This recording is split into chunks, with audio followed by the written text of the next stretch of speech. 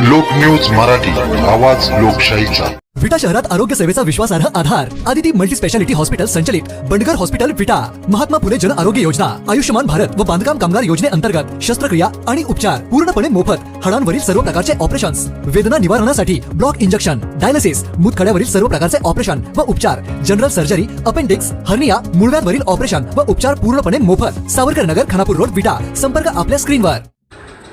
सांगली जिल्ह्यातील आळसण गावाने माझी वसुंधरा अभियानात राज्यात प्रथम क्रमांक पटकावत अभूतपूर्व यश संपादन केले आहे.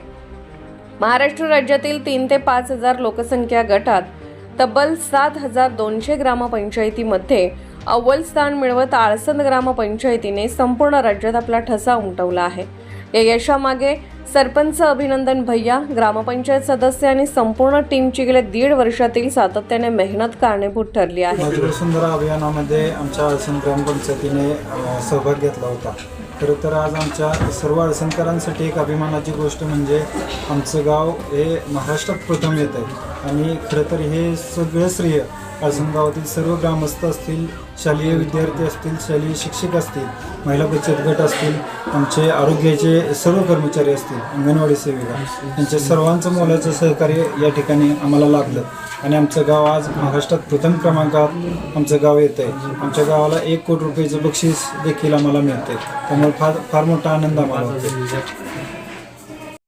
विशेष म्हणजे हे संपूर्ण अभियान ऑनलाईन पद्धतीने जिओ टॅग फोटो अपलोड आणि कोणत्याही मानवी हस्तक्षेपाशिवाय पार पडले. या बक्षिसाच्या पाठीमागील गावातील सर्वांचे सहकार्य लाभल्यामुळे व ग्रामपंचायतीमध्ये सर्व सरपंच, उपसरपंच, सदस्य, अंगणवाडी सेविका, आशा सेविका, जिल्हा परिषद शाळा, हायस्कूल व गावातील सर्व प्रतिनिधी यांच्या सर्व सहकार्यातून हे मोठं यश या ग्रामपंचायतीला संपादन झालेलं आहे. तरी या यश संपादन झाल्यामुळे मी ग्रामपंचायतीच्या प्रशासनाच्या वतीनं सर्वांचे आभार व धन्यवाद मानतो. डेटा एंट्री ऑपरेटर, शिक्षक, शालेय विद्यार्थी आणि ग्रामस्थांच्या उत्स्फूर्त सहभागामुळे हे यश शक्य झाले.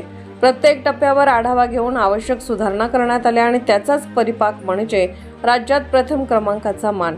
या ऐतिहासिक यशामुळे आळसण गावाच्या विकासाला निश्चितच नवी दिशा मिळणार आहे. जिल्हा परिषदेचा निकाल झाला, अनेक काही गोष्टी झाल्या आणि माझ्या दृष्टीने माझ्या आयुष्यामध्ये जिल्हा परिषद जागा झाल्या. पहिल्या दिवशी तुम्हाला 8 दिवसातून हा माझी वसुंधरा योजनेचा निकाल लागतो ही मला अतिशय अभिमानाची गोष्ट आहे आणि गावाच्या दृष्टीने फार मोठा अभिमान आहे. आणि राज्यामध्ये प्रथम येणं ही काय जोक नव्हे. त्या ठिकाणी काम आणि कामच करावं लागतं. त्याबद्दल सर्व गावकऱ्यांनी ग्रामपंचायतीला सहकार्य केलं, आम्हाला सर्व मंडळींना सहकार्य केलं. त्याबरोबर गेल्या आठवड्यामध्ये मला स्वतःला जिल्हा परिषदेमध्ये सदस्य 17 गावातील लोकांनी त्या ठिकाणी प्रतिनिधित्व करायला पाठवलं. त्याबद्दल सर्व मतदारांच्या अभिनंदन, आभार. आणि ह्या गावातल्या प्राधान्याने लोकांनी माझी वसुंधरा योजनेसाठी जे योगदान दिलं त्यासाठी सर्व ग्रामस्थांचे मी जाहीर आभार मानतो.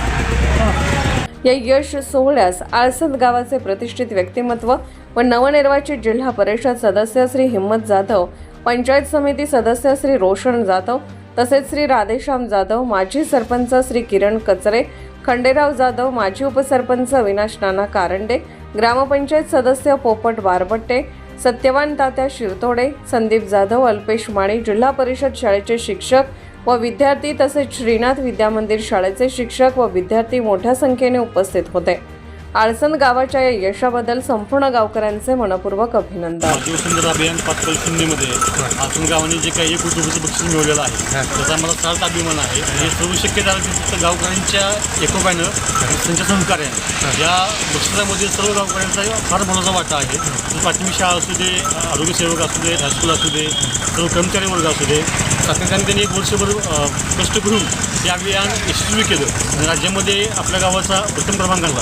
त्याचा मला सार्थ अभिमान आहे. त्याची तयारी कधीपासून चालू होती? साधारण हे अभियान जे होतं ते 2024-25 अभियान होतं आणि ते गेलं 1 पूर्ण वर्षभर या अभियानामध्ये ताकदीने सर्वांनी काम केलं. आता 1 कोटी जोड येणार आहे, हा कशासाठी तुम्ही आता वापर करणार आहे? काय हे जे बक्षीस आहे, हे बक्षीस करताना शासनाचे काही निकष आहेत. त्या निकषानुसारच आपण त्यांना DPR द्यायचा असतो. त्या DPRनुसार हे सर्व पैसे हे पर्यावरण पूरक कामासाठीच खर्च करावे लागतात.